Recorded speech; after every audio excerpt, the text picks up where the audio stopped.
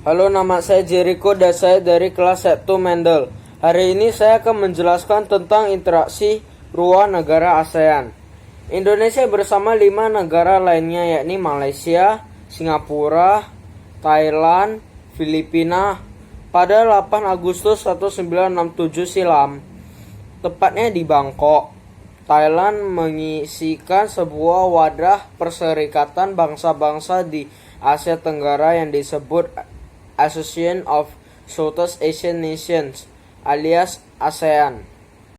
Pendiri ASEAN yang pertama Tanah Komat dari Thailand, yang kedua Narcisco Ramos dari Filipina, yang ketiga Adam Malik dari Indonesia, Tun Abdul Razak dari Malaysia, dan Raja Ratnam dari Singapura.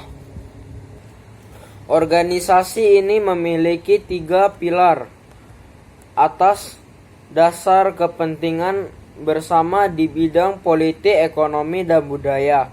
Secara politik, ASEAN ditunjukkan untuk menciptakan kawasan Asia Tenggara yang damai, aman, dan tentu saja bebas dari senjata nuklir dan senjata pemusnahan massal.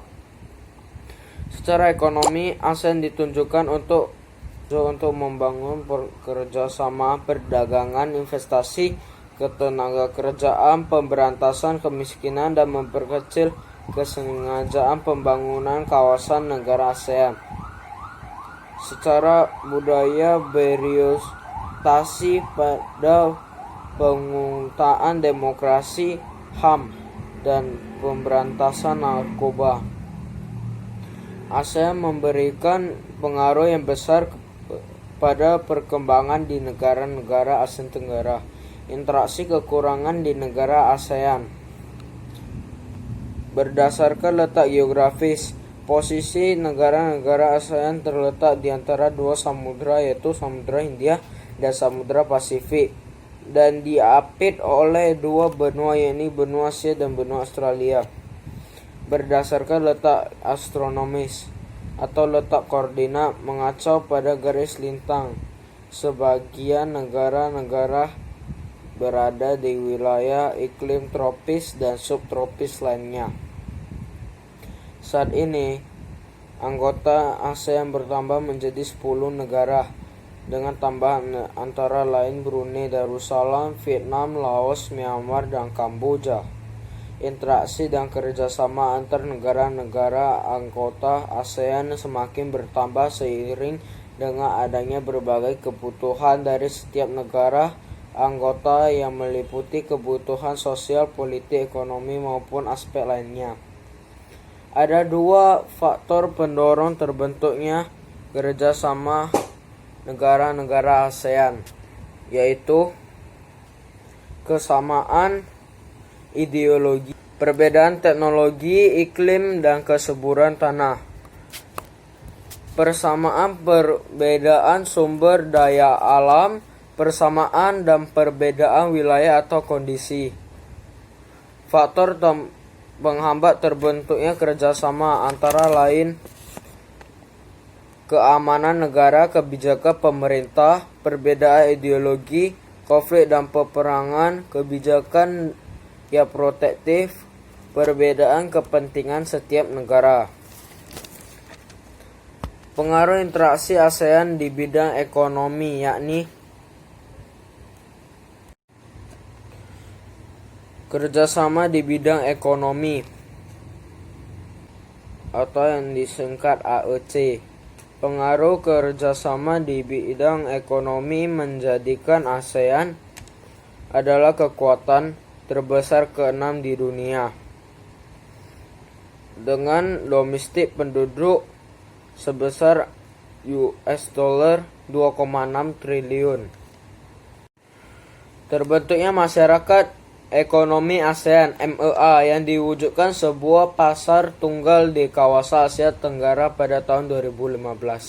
Pengaruh interaksi negara ASEAN bidang sosial, yaitu munculnya pertentangan sosial yang diakibatkan sebuah pertentangan sosial seperti status sosial dan kondisi masyarakat yang berbeda dan hidup berdamping.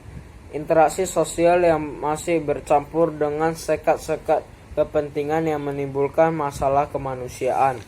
Pengaruh interaksi negara ASEAN bidang budaya bertujuan meningkatkan perkembangan dalam bidang kebudayaan, di mana kegiatan tersebut antara lain pembangunan kota budaya ASEAN, perkemahan pemuda ASEAN, dan jaringan kota kuno ASEAN, mendapatkan devisa dari sektor pariwisata.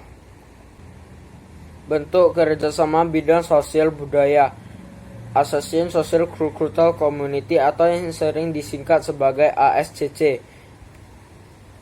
Pembangunan manusia, perlindungan kesejahteraan sosial, hak keadilan sosial, pembangunan yang kelanjutan, pembangunan identitas manusia. Pengaruh negara ASEAN bidang politik. Ada beberapa kasus yang menjadi sorotan, antara lain adanya sengketa perbatasan wilayah menjadi persoalan di beberapa negara ASEAN. Contoh, Pulau Nautam yang diklaim oleh Tiongkok, Pulau Sipadan dan Legitan diklaim oleh Malaysia.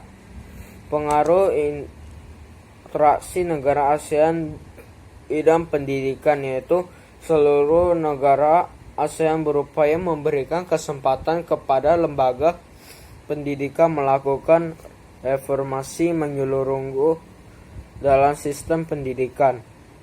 Hal yang dititik beratkan adalah kualitas pendidikan dan kelulusan yang kompeten, sehingga mengubah paradigma pendidikan di setiap negara. Interaksi dalam bidang pendidikan mempermudah pelajar di negara-negara ASEAN dalam meningkatkan kualitas pendidikan seperti mengakses informasi dan belajar dengan menggunakan metode objek pelajaran serta guru-guru yang kompeten. Sekian presentasi dari saya.